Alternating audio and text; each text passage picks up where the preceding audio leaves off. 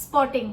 आजकल बहुत से फीमेल से ये वर्ड सुनने को मिलता है, बट गाइस स्पॉटिंग क्या है, स्पॉटिंग के कारण, स्पॉटिंग से कैसे बचा जाए, पीरियड्स और स्पॉटिंग में क्या डिफरेंस है और डॉक्टर से कब मिलना चाहिए और स्पॉटिंग पे कुछ जरूरी बातें आज इस वीडियो में डिस्कस करेंगे। वीडियो बहुत ही इंफॉर्मेटिव है, पूरा जरूर देखिएगा क्योंकि आजकल ये सभी के लिए बहुत ही कॉमन प्रॉब्लम बन चुका है।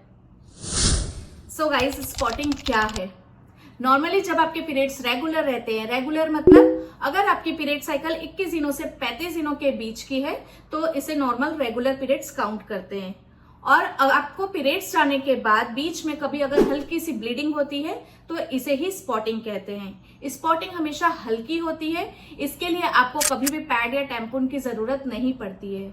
सो गाइस, वैसे तो स्पॉटिंग हर बार परेशानी का विषय नहीं होती है, लेकिन कई बार इसके पीछे गंभीर बीमारी भी हो सकती है।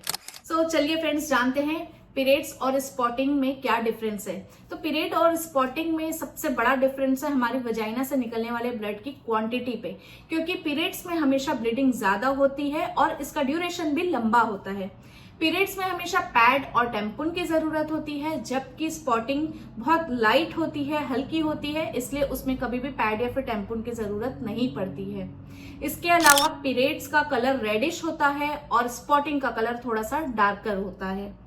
और हमेशा पीरियड से पहले या फिर पीरियड्स के दौरान ब्रेस्ट टेंडरनेस एंड क्रैम्प होता है, जबकि स्पॉटिंग में कभी भी क्रैम्प या फिर ब्रेस्ट टेंडरनेस नहीं होती है। चलिए अब जानते हैं इनके कारणों के बारे में। सो गाइस, स्पॉटिंग के क्या क्या कारण हैं? नंबर 1 पे है बॉडी फैट। अगर आपका बॉडी वेट ज्यादा होगा तो आपको स्पॉटिंग की परेशानी हो सकती है।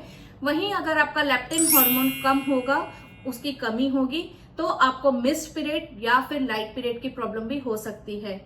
अगर आपको vaginal dryness, nipple discharge, spotting, बालों का झड़ना, हार्मोनल मुहासे जैसी कोई भी प्रॉब्लम नजर आती है तो आप डॉक्टर को जरूर दिखाइए। नंबर 2 है स्ट्रेस। अगर आप तनाव या स्ट्रेस में रहते हैं तो उससे आपके हार्मोन्स भी अफेक्ट होते हैं। ये हार्मोन्स को इम्बैलेंस करता है, जिसके कारण आपका ब्लड फ्लो बिगड़ जाता है। कभी हो सकता है कि आपको लाइट पीरियड आए या फिर कभी भी बीच में स्पॉटिंग हो जाए। तो अगर आपको ऐसा लग रहा है जो आपको स्पॉटिंग हो रही है वो स्ट्रेस की वजह से हो रही है, तो उसके लिए आप योगा जरूर करें, ध्यान लगाएं, मेडिटेशन करें और हर वो काम करें जिससे कि आपको अच्छा फील हो। नंबर 3 है इन्फेक्शन। कभी कभी इन्फेक्शन होने के कारण भी स्पॉटिंग हो सकती है।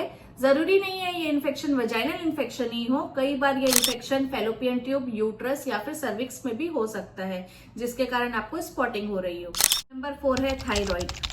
स्पॉटिंग का एक कारण थायराइड ग्लैंड का कम सक्रिय होना भी हो सकता है, जिसके कारण हार्मोन्स इम्बैलेंस हो जाते हैं और कभी भी बीच में स्पॉटिंग हो जाती है। नंबर 5 है मेडिसिन।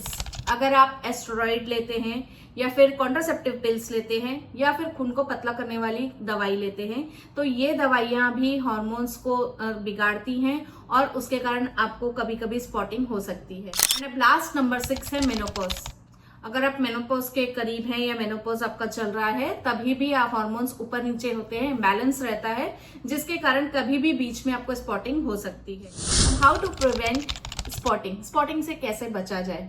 तो नंबर 1 पे है हार्मोन्स को कंट्रोल करें। हार्मोन्स को कंट्रोल करने के लिए एक सही वेट और खान पान बहुत जरूरी है, इसलिए जंक फूड बिल्कुल बंद कर दे, मैदा और चीनी स्पेशली बिल्कुल बंद कर दे, वेट मैनेजमेंट करें, हरी सब्जियां खाएं, साबुत अनाज खाएं, इससे आपका हार्मोन्स इम्बैलेंस की प्रॉब्लम सुधरेगी। नंबर 2 है एक्सेसिव एक्सरसाइज। फीमेल के लिए स्पॉटिंग का एक खास कारण है excessive exercise, heavy weight lifting. इससे आपको बचना चाहिए क्योंकि एक्सेसिव एक्सरसाइज से पेल्विक एरिया में दबाव पड़ता है, जिसके कारण कई बार स्पॉटिंग हो जाती है। नंबर 3 है कॉन्ट्रासेप्टिव पिल्स। जो लेडीज कॉन्ट्रासेप्टिव पिल्स का ज्यादा यूज करती है, कई महीनों तक यूज करती है, उन्हें अबनॉर्मल स्पॉटिंग होने का खतरा ज्यादा रहता है, उन्हें अबनॉर्मल स्पॉटिंग हो सकती है और कई बार तो कई महीनों तक भी पीरियड्स बंद हो सकते हैं, पीरियड्स नहीं आते हैं, इसलिए ज्यादा कॉन्ट्रासेप्टिव पिल्स का यूज ना करें। नंबर 4 है आयरन रिच फूड का ज्यादा से ज्यादा यूज करें, अपने डेली डाइट में शामिल करें आयरन रिच फूड, जैसे कि पालक है, फलियां हैं, केले हैं, जो भी आयरन रिच फूड है वो अपनी डेली डाइट में जरूर शामिल करें। एंड नंबर 5 है yoga and meditation. Yoga and meditation बहुत जरूरी है, क्योंकि आजकल की जैसी लाइफस्टाइल हो गई है तो लोगों को स्ट्रेस भी बहुत ज्यादा होने लगा है, जिसके कारण हार्मोनल इम्बैलेंस होता है। तो अपने लिए आधे घंटे का टाइम निकालकर योगा और मेडिटेशन जरूर करें। इससे आपके सारे बॉडी के जो फंक्शंस है वो अच्छे से काम करने लगेंगे और स्पॉटिंग की प्रॉब्लम से आप बचेंगे, पीरियड्स रेगुलर होंगे। इंपॉर्टेंट बात, डॉक्टर की सलाह कब लेनी है। तो देखिए, अगर स्पॉटिंग कभी कभी हो रही है तो इसे नजरअंदाज किया जा सकता है, लेकिन अगर मैं जो आपको पॉइंट्स बताने वाली हूँ इनमें से आपको कोई भी पॉइंट नजर आए तो तुरंत डॉक्टर की सलाह जरूर ले। नंबर 1, अगर आपको ब्लीडिंग लगातार हो रही है, स्पॉटिंग लगातार बनी हुई है तो तुरंत डॉक्टर से कंसल्ट करें।